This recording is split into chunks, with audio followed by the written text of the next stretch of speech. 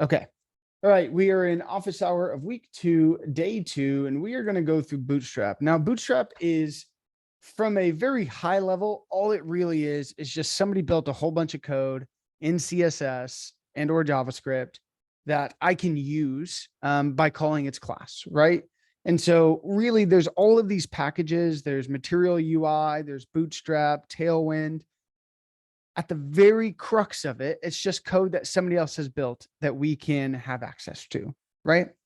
And so I'm going to use Bootstrap just because I'm familiar with Bootstrap and because I don't do a ton of like CSS stuff. So all I really use it for is just making forms look nice. But Bootstrap is a popular one that we can use in order for this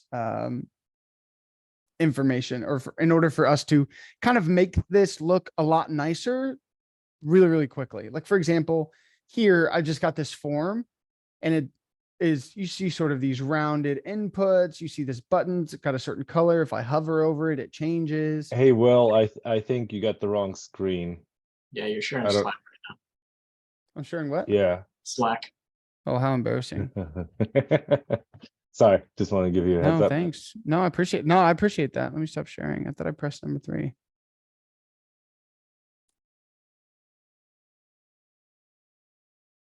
Weird.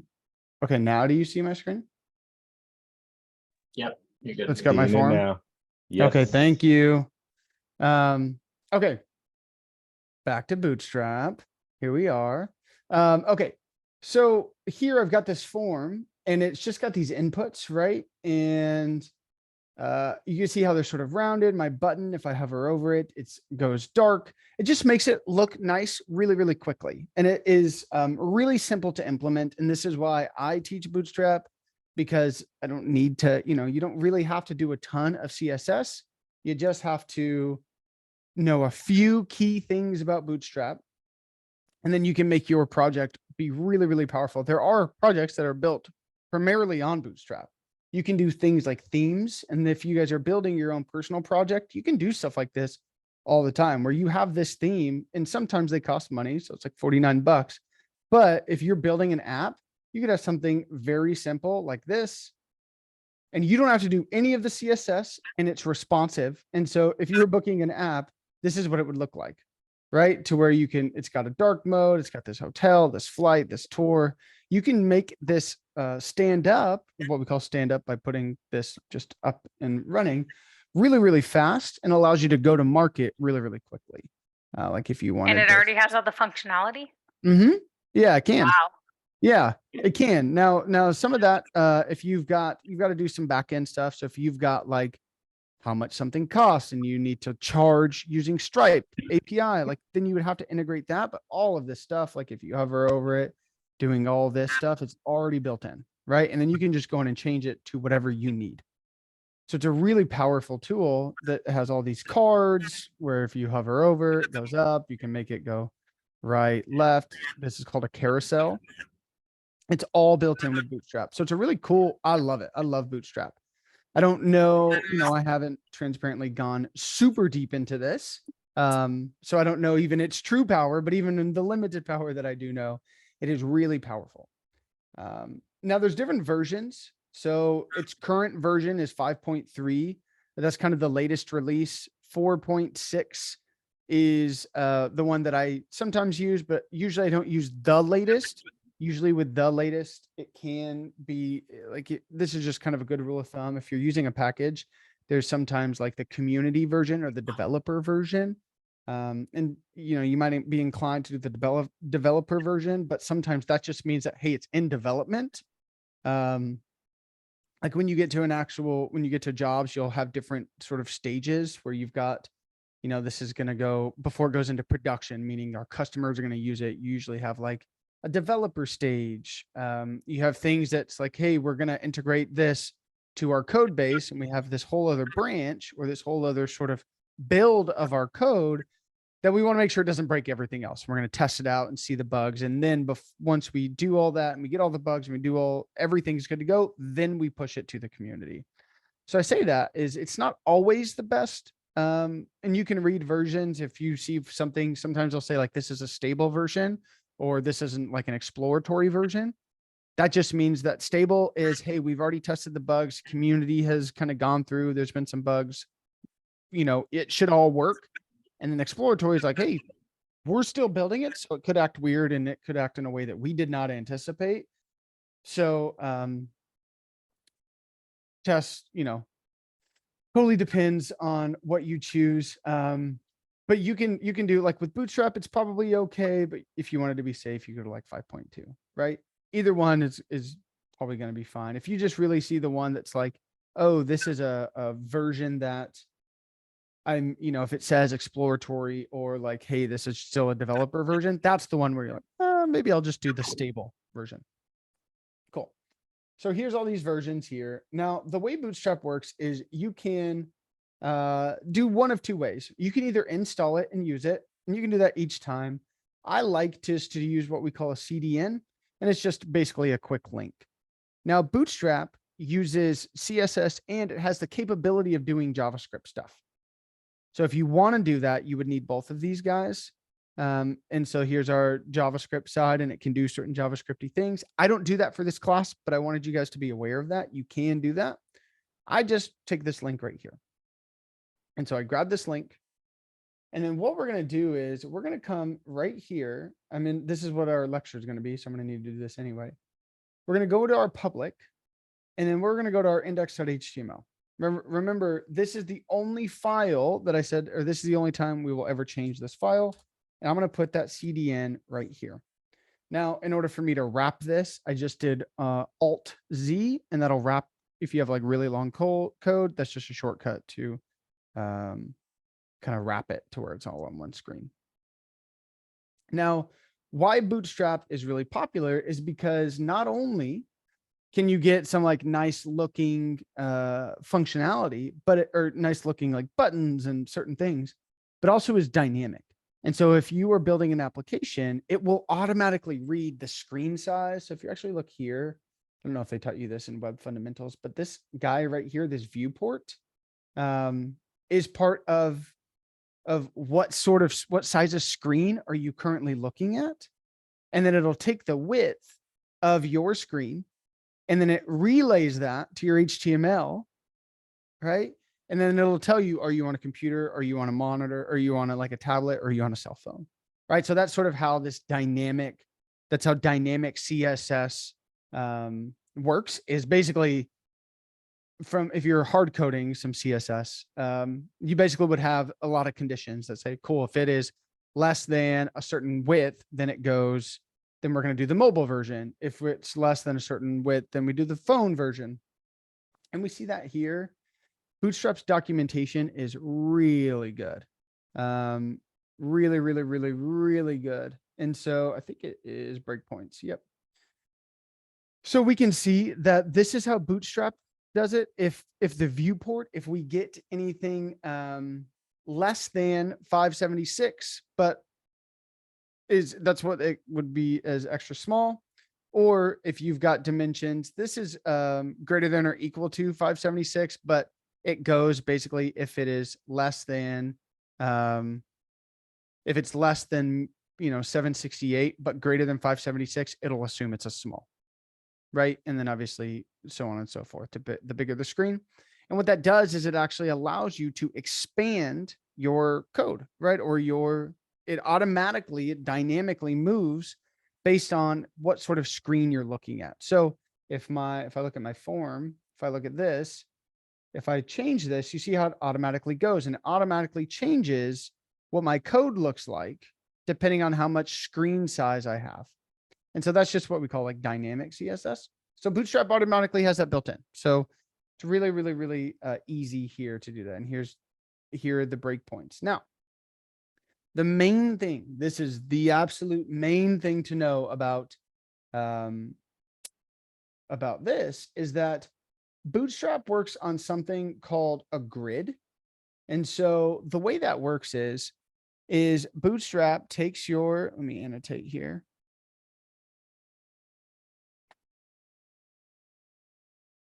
So it takes your screen. And then what it does is it actually, divides it up into 12, and I don't know, these aren't going to be perfect. So just know that they do have them equal 12. That's 3. These aren't the same size. Don't judge me.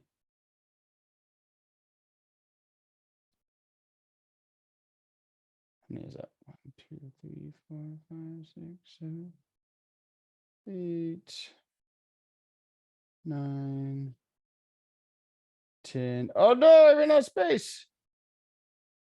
We'll say that. And we'll try to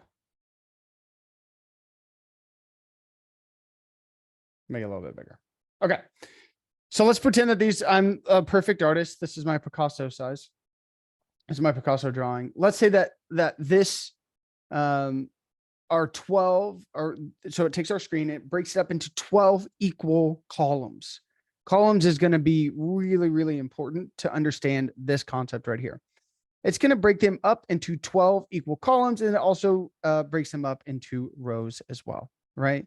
Now, that's what it considers a grid. So it is based off of a grid. And so what this does is it allows us to position things based on however many columns. And it says, okay, if we want to take up half of the screen, then I need 6 columns. And what that relays to it is, okay, if I'm using this dynamic sizing and I want it, if I say column 6, regardless of what size my screen is, it is going to break that into 12 columns, right? And it's going to take up half of the screen no matter what, right? And so that's really the power behind this, is it helps with the dynamic CSS. And so it does break it into a grid. And so understanding that there are 12 equal columns is going to be really, really, really important. Now within this, there's a whole bunch of stuff that you can look at, right? And you can see it here that this is a column. Here's what we call our columns, and then this is just a singular row. And so the way that it works is, and this is like a CSS thing. So if you guys are coming from web fundamentals, dope, you probably remember it a little bit better than those, that this is your third stack, but reminding you that normally a div is a block, right? And so it means that even if, this exists as a div, nothing can exist for the rest of the page. And so what we can do is we can put it in a row, and that says anything within this div, which will be right here, right? So all 3 of these are going to be side by side.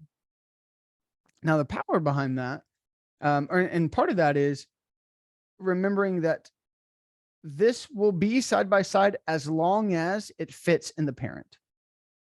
So if I make each column, and we'll be able to see that I can make it, different sizes. So I can have different sizes of columns in rating, like column 6, right? And so that says, cool, that is going to be wider than these other 2. I can dictate how many columns I want to take up. Now, if I have all 3 of these and they're all column 6, well, they're not all going to fit within the parent, right? Because I only have, for that row, because I only have 12 available columns at each time.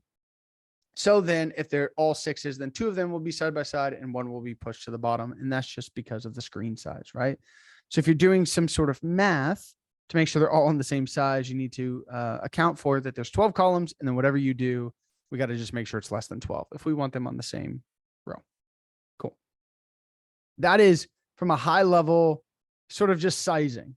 Now there's a million things, like I said, that you can do. You can change if you want sizing of a column. So if you want this large, where like even the text is a little bit larger, you can do that. You can do a whole bunch of stuff. The ones that we're really going to focus on are forms. It's really great for forms. It's really simple. It's really fast, and you can do a lot of stuff with it. What I will do, and we'll see this here, is let's go ahead and make a, nope, a silly goose. We'll just create a bootstrap.jsx. Okay. Oops. That's components. Whoopsies. Let's delete that. Okay. So first off, I need to make my components folder. Quick question. Yeah, go ahead. Bootstrap isn't available unless you pay for it, correct? Nope, it's free. Like, oh, it is free. Okay, never mind. I guess I'm having a hard time following along. My bad. No, you're fine. You're fine. GitHub Copilot's the only thing that I pay for. But Bootstrap, you just go here.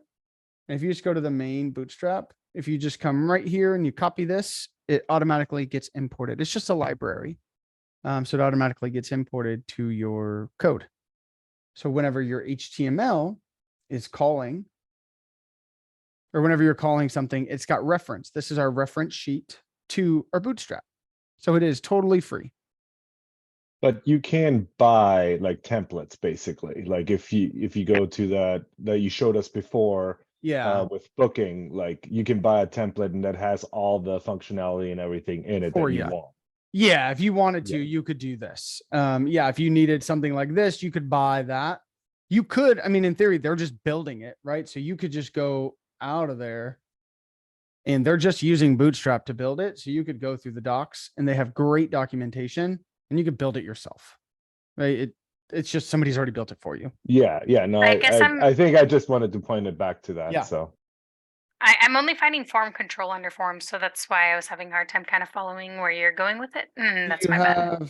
Do you have, are you on 5.3? Yeah, 5.3. It says getting started, customize and layouts. And then under forms, it says form control, overview, select, checks and radios, ranges, input groups, floating labels, layouts, and validation. I just can't find where you're at, I guess. Overview. If you were to, I'll put this in the chat. If you were to go, Thank you. curious, yeah, absolutely. I'd be curious what it says. Could be like if you've clicked on form control, then maybe it looks like that, but it should show you all of that.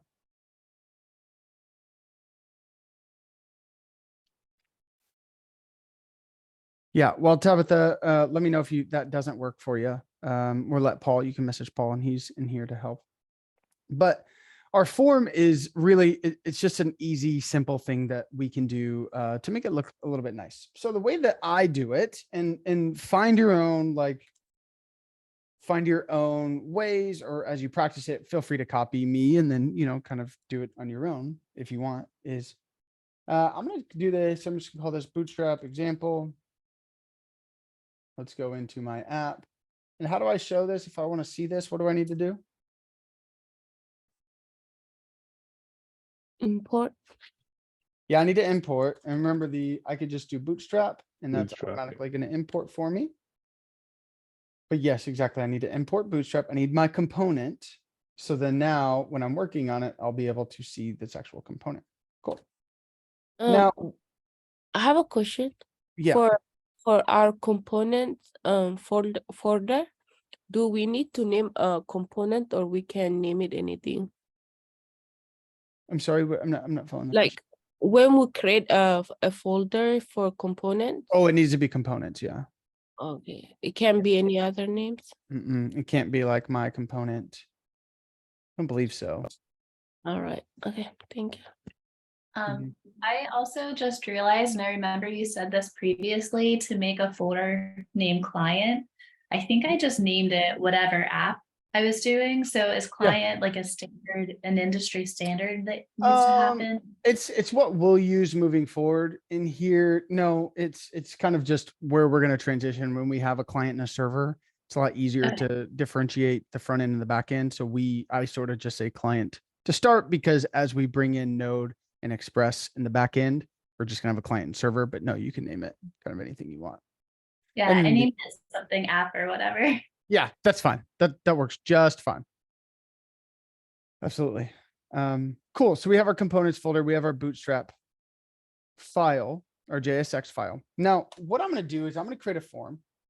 And there's a tool, and this is not a Bootstrap thing. This is just a quick tip that if you guys ever want to create I don't know if you guys have already learned this. If you wanted to, let's say, create a P tag with a class of yellow, you could just put P dot. And if you do dot, so P is the type of tag you want to do. So P dot yellow. And it'll automatically create a tag of type P, self-enclosing, with yellow. I mean, you could do this for anything. So like H1 dot blue. And it's got this class of blue. So I'm going to do that a lot. If you just put a dot, that's going to infer it's like the default, which is a div. And so what I'm going to say is row. Perfect. So now I just said dot row, and that gives me this div class name row. And remember, in JSX, we have to do class name, not class, right? HTML is class. This is just class name. Cool. Now, what I want to do is I want to get a form, and I want it to take up half of my page. So if I want to take up half my page, how many columns do I need? 6. Yeah, exactly. So what I can do is I can say form dot call dash. I could say 6. I say medium, which is just the size. That's sort of the standard -6. And by doing that, it's going to create a form with a class name of column medium 6. Go back. What I also want to do, medium, we'll do 4. I want to add another class to it. I want to do 1, and it's just because I know it in Bootstrap, is if I do MX auto, it's going to put that in the middle. It just takes the margin and puts it middle. If I want to add a second one, I just do another dot. Now you can't have spaces or anything, right? So if I do this, now it gives me it will put its own space for there, but you can't do like form dot call medium 4 space MX auto. It's not going to do that. You just have to do a dot differentiates the other class name, right? So now we have 2 classes associated, column medium 4 and MX auto. Cool. So within this, I like to create each input as its own div, because then you have a little bit more control, where we have this div called form group. And that just comes, this is coming from Bootstrap. And then I'm going to have a label and an input, and I'm going to close my div. Cool. Now let's go through what's happening, and let's go through the documentation, right? I can add in, and there's so many different tools and things that you can do if you want, to where if you like, for example, if you wanted a static email to where it's already there, you already have their email, you just want them to input the password, you can do column small 2, form label, email, and then for strict email. And so there's keywords, and there's a whole bunch of documentation on everything you wanted. You know, if you wanted a disabled input to where they couldn't type anything, you just put placeholder disabled input, and it'll automatically, again, those are kind of the key things within this. And then input form control, that's just the input type. So you always have form control as your class. And again, feel free to mess with this as much as you want. What you can do also is you can align items center. You can change however many columns you want it to start on. So before I jump into that, let's just go ahead and show this. So let me cd into client, say npm start.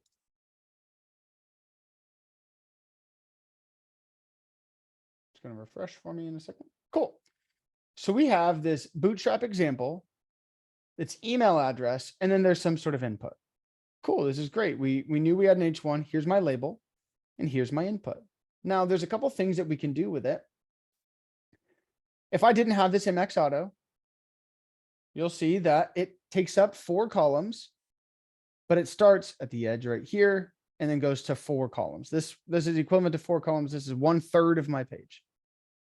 Now, if I'm like, hey, I don't really want it to take up, I don't want it to start at the very beginning. I want it to have a little bit of space in between. What I can do is I can say offset and then dash however many columns I want it to offset. So let's say I want to get like 2 columns off of the edge.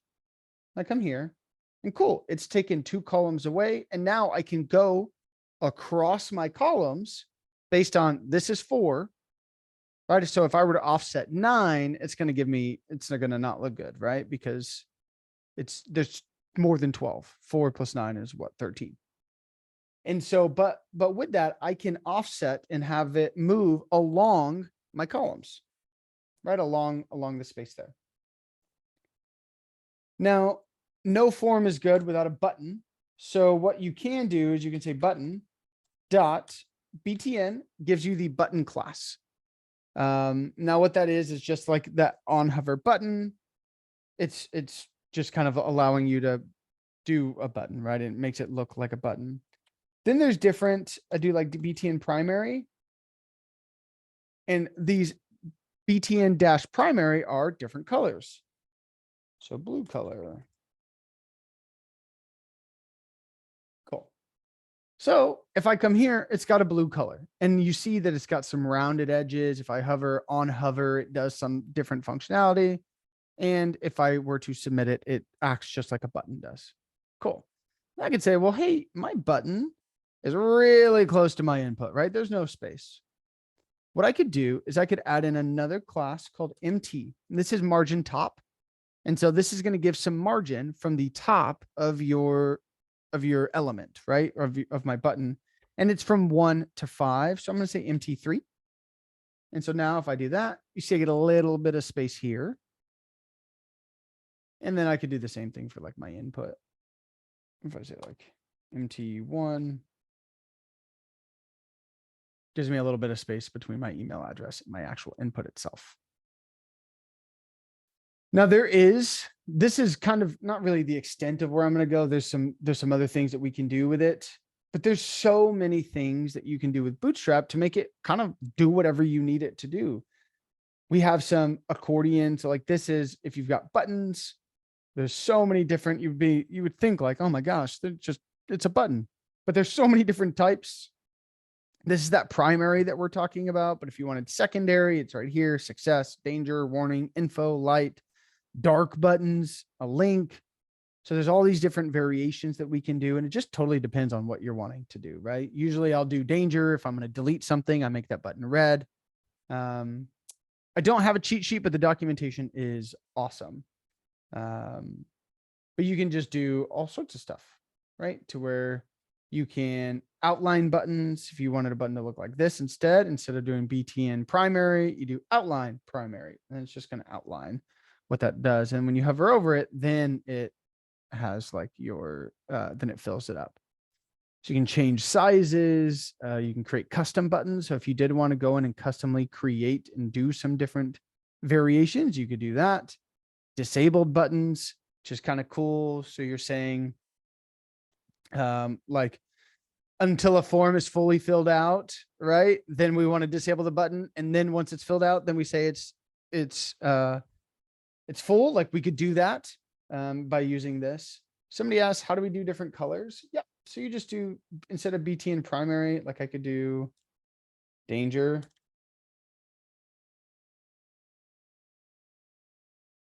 And then if I go here, my button will be red. Well, this says blue color, but it is red. You could do info, which is kind of like a green, blue. Yeah.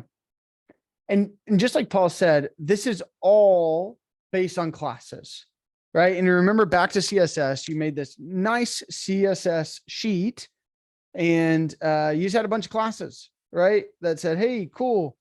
This is my button class and it's going to look like this. And so any element that I want to have this styling applied to it, I'm just going to add the class. It's sort of the same thing. Somebody's just made that entire thing for you and you don't have to, you don't have to make it. You don't have to do the CSS. We just have to say, cool, BTN info, MT3, and then it automatically handles all of the function, all of that for you. Broccoli, you went viral on the internet because you were arrested and you were a piece of broccoli. Oh, if somebody could go ahead and mute. Thank you, Yusuf. Cool. Yeah. And so that is what that's kind of the main thing. You can have nav bars. You can do a whole bunch of stuff. Like this is something sometimes I'll do. And you can actually just take this code and copy it and then change it to what you need it to say and what you need it to do. And if there's links or if there's any sort of thing, you can handle that. Like they make it really, really easy just to copy to a clipboard. So it's a really popular thing to make your code just look pretty easy, pretty quickly. Like I said, the carousel piece, like it'll tell you, hey, here's how it works. And then you can have it to where you've got different slides like this. You can, and here's all the code for you. If you wanted them to like fade into one another, here's all the code for you. If you wanted it to autoplay, and you can change the timing, I believe, of how quickly you want it to play. So there's a whole bunch of stuff that you can do. And it's just using classes that are already created for you. Modals are cool little pop-ups. So if you wanted, similar to like, hey, are you sure you want to submit this form? And then it pop up, and then you have some save changes. You could do stuff like that. So there's tons of like, here's a modal, like if I click this, comes up similar to like an alert, right? And then we can go from there. Or if there's a whole bunch of information, I could do like that. And I don't have to build out the functionality. I just honestly use this. Yeah, Because well, like reading a policy. Yeah, exactly. Yeah, exactly. So there's a ton of stuff, and I'll be transparent. I haven't used everything in here, right? I don't necessarily need to. But there's a ton of different things that, different cards. So if you wanted to have like a little card type right here, this is all it takes. It's just using a couple different classes. And as you get familiar with them, you will be like, as you get familiar with them, just being conscious that if you copy this code, remembering that class in JSX is a class name. So if you do copy this code, then you will want to make sure that you do alter and change that. Sorry. That you alter and change that. The main things we'll do are handling with forms, right? So if there is some sort of form, then we can, we'll handle some stuff. Here's some validations that we'll use a different type of validation, but that we'll build our own. But here's just like some cool, yep, this looks good. Oops, you tried to submit, and this, like, you need to choose a username. This looks really professional, and it's a decent amount of code, but it's not a ton, right? And you can go in and see how this works and how this changes, and then reading the documentation. Again, their documentation is really, really great. So the main things to remember are, it's on a grid with 12 columns, right? Because that's going to determine our size. When we're dealing with forms, we've got input groups, depending on whatever type we have. Usually we do form control on an input group. I put everything in some sort of div, whether it's like a form group or a input group. And then, yeah, like I'm seeing in the chat, there's also some JavaScript associated that you can do as well. That if you wanted to dive in with some JavaScript, you can absolutely do a lot of stuff like that. So, it's a pretty robust tool, but there's, like I was saying, there's other ones you can use as well. Some that are specific for React, like Material UI is another one that you can use. It's just a component library. So it's kind of just, whoa, did you see that there's a client side error? How funny. It's probably built with React too. But you could get these components for you, and it automatically is, inputs that kind of stuff or builds that component that we can just put on our code. I'm sorry about that. Well, I had a question, and I'm sorry, I might have missed it. I don't know if you went over it, but like colors, for example, like how can I adjust like the button color if I don't want to use their primary or whatever? Like if I want to make my own, like customize, I saw the custom button, but how would I change the color of it? Yeah, great question. I believe you can do in the style, you can have block buttons. I know at the bottom you can change that to a button. Then we have, here's a custom button. So you could just have in your CSS, and then you can alter the CSS here. It's like the actual color. Okay, so I would copy. Oh, one sorry, thing. I would. Sorry about that. Keep going. No, I was just, so you copy that, put it in, and then you just change the color that way. Cool. I believe so. And if somebody else Okay. has a It's different SAS right there is the problem with that. It's SCSS files, so it modifies into embed like a super simplified CSS file. So it gets really complicated whenever you're trying to change certain components. Like I tried to get into SAS and I got really confused about it, trying to change certain components. So I would be careful with modifying certain things. Yeah. Yeah, I would also say looking into the documentation, and then there's guaranteed some different videos on how to change the color of a button in Bootstrap for sure. And you can also still use vanilla CSS. They're not exclusive. Yeah, it's a great point. It's a great point, Paul. You can just use vanilla CSS to go in and change the color of that. Just out of that class. Yeah, that makes sense. That's probably easier and quicker that way. Just Yeah. cool. Thank you guys. Yeah, of course. Any other questions?